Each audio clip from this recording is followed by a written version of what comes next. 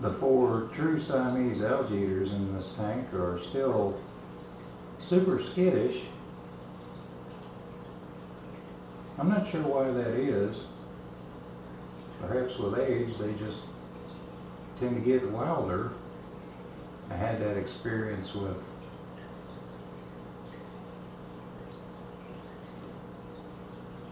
my bullhead catfish. In fact, I purchased this tank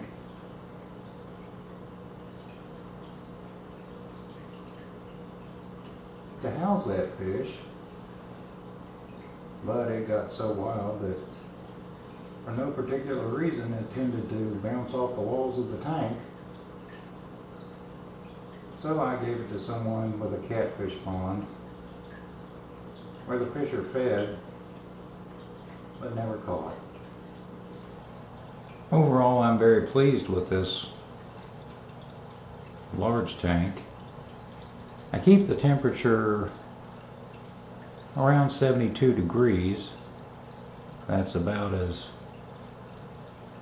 cool as I'm willing to go with true Siamese algae eaters. Although they are cyprinids, same family as goldfish and carp, I would think that they could withstand lower temperatures. I know my ancestress did fine without a heater in this tank for quite some time.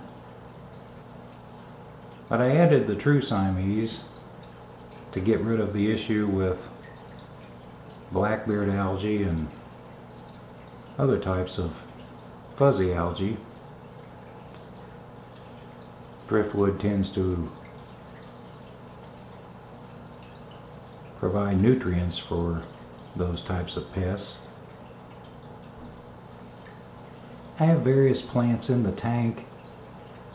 I'm surprised that whereas I used to have terrific success with Java moss, it seems to have died off in this tank. But there are several Anubias attached to pieces of driftwood. Guppy grass, or Najas, turns out to be more of a weed than a preferred type of aquatic plant.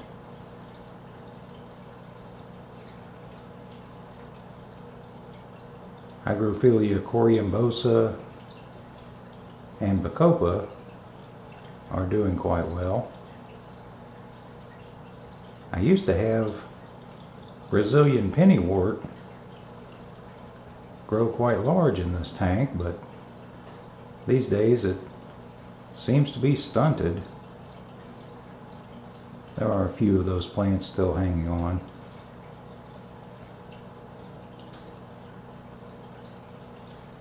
The tank used to have a substrate of deep river gravel, and you can see much of that works its way to the surface of the black diamond blasting grit that I added.